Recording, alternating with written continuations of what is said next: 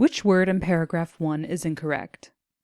A. Eager, B. Heard, C. Rare, or D. Devastating? With a question like this one, where we're being asked to select a single word that's incorrect, the first thing we want to do is see if there are any homophones among our choices.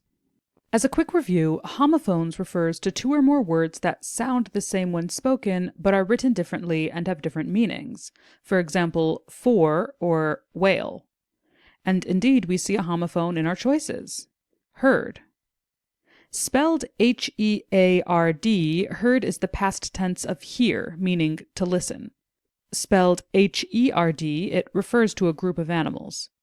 Let's take a look at the context heard is being used in to see which spelling would be appropriate here. We see heard in sentence 2. Meanwhile, the pilot, flying high in a helicopter above Kenya's Amboseli Park, circles around the herd to reveal a clearer view of the pack, and an extremely rare set of twin baby elephants among them.